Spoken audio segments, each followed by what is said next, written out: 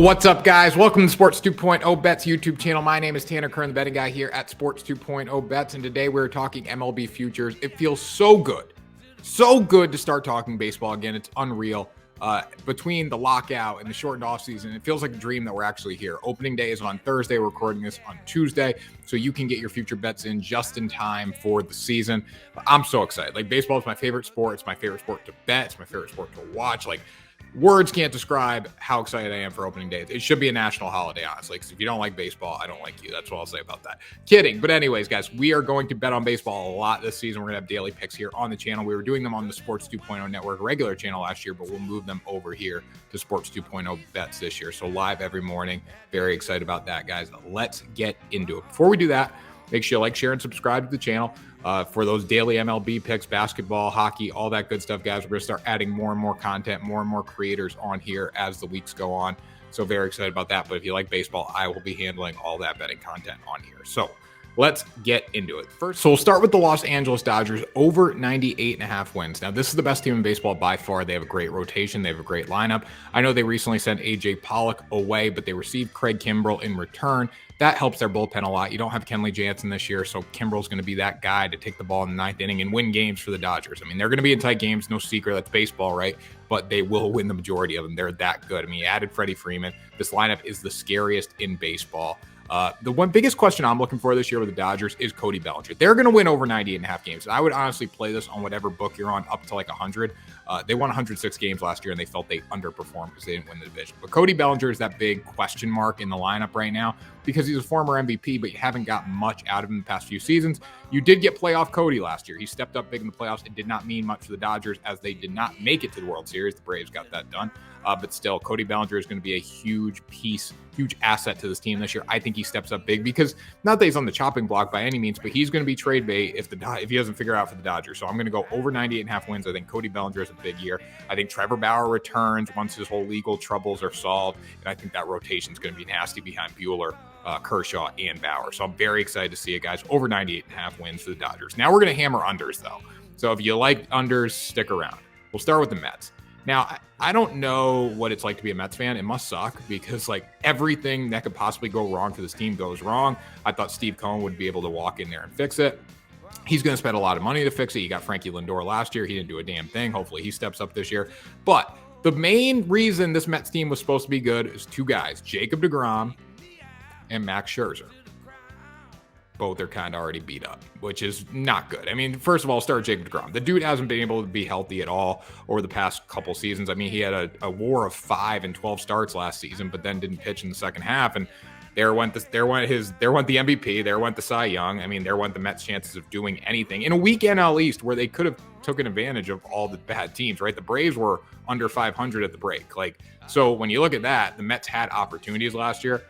But this year, I'm going to pick them to win under 88.5 wins. Now, with Jacob deGrom being hurt, I don't think he's going to be able to stay healthy at all this season. Max Scherzer's trying to be a freaking superhero and throw 200 pitches in spring training. Like, it's just not a good mix. Everything that can possibly go wrong for the Mets goes wrong. Steve Cohen has money. I don't think this is the year they figure it out.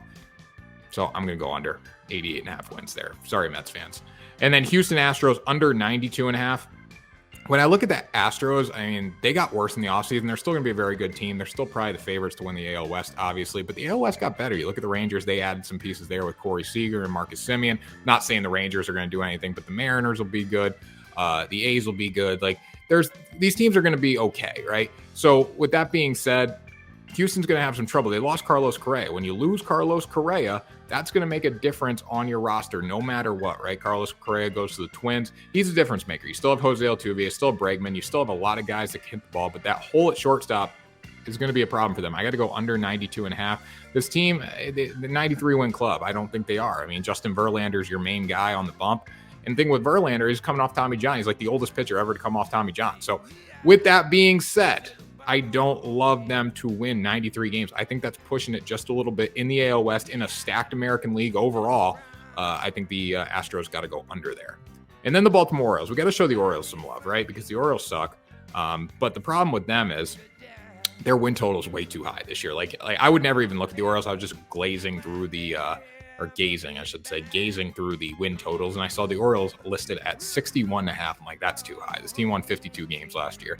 The reason it's a little better and they're more improved, the win total's a little higher, is because you got like Cedric Mullins, you got Anthony Santander, you got Ryan Mountcastle. Those guys have experience now. They've played together. You think they can probably push out another 10 wins. I don't think that's possible in this division. The AL East is stacked, and the winner of the AL East is going to come down to who beats the crap out of Baltimore. If you beat the shit out of Baltimore, you're probably going to win the AL East, because these teams are going to murder. The top four, the Blue Jays, the Rays, the Yankees, and the Red Sox, are going to murder each other. They're going to absolutely beat the crap out of each other. So whoever can beat up the Orioles the most is really going to win this division. And when you look at that too, I mean, that means these teams are going to give the Orioles their best shot 100% of the time. So that's going to hurt the Orioles a little bit. So I got to go under 61.5 there, no doubt about it. You got John Means. Good for John Means, but not much else there. All right. This is my favorite team to talk about, Chicago White Sox. Now, the White Sox are the favorite to win the American League Central. They're one of the favorites to come out of the American League, but here's why I don't believe in the White Sox, and I probably will never believe in the White Sox. Yes, they have a loaded team. You got Tim Anderson. You got Eloy Jimenez. You got a lot of dudes that hit the baseball. You got a great starting rotation. But the thing about the White Sox is they scare me. They don't play anyone throughout the year. That was the case last year. I used to say they played in the Cupcake Central. Their interleague games were against the NL Central. That didn't mean anything. You get to the playoffs, they can't do a damn thing because they're never battle tested, right? I think the AL Central is going to be a lot better this year, especially with a guy like Carlos Correa in Minnesota. But at the same time, too, it's not the best division in baseball by any means. The White Sox should roll. I mean, Detroit might give them a little problems, right? I'm kidding about that. Detroit's going to be better, but they're still not going to be good. They're still in that rebuilding phase. White Sox are here to win this division. They're going to win this division. But with that being said, they only won 93 games last year. They only won 93. They got some problems with their relievers, I think. You know, you send Craig Kimbrell to the Dodgers. You have Liam Hendricks to close games for you, but at the same time, you lost your 8th or 9th inning guy, depending on the night. Joe Kelly's going to start the season on the injured list, so that's going to be a problem for you. I got to go under 91.5 wins here. I just think that's too much. 93 last year, 91.5 this year on the win total. I think they're going to be about 88, 89 wins. And then finally, we'll go Wander Franco for AL MVP at plus 2,200. Franco is one of the best young players in baseball. Like, he's got the most potential out of the young crew of players. Plus 2,200. That means 22-1 odds. Like, that is a steal for Franco. He hit 288. He had an on base of 347, and he slugged 463 last year. 70 games. 70 games. He finished 3rd in the Rookie of the Year voting, and he didn't even play close to a full season. He's that good. I mean, and the thing I saw about with Franco last year was he just improved. He got better every single week. So it's so fun to watch.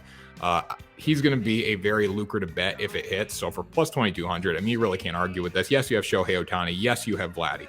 It's probably Vladdy's turn to win the MVP. But at the same time, too, I don't know if he'll be able to match those numbers he did last year. And the Shohei Ohtani effect, we can't give it to him every year, okay? We can't give him the freaking MVP every year for the rest of his career. So I'm going to go with Wander Franco for a nice little dark horse bet at plus 2,200. I think it is a steal.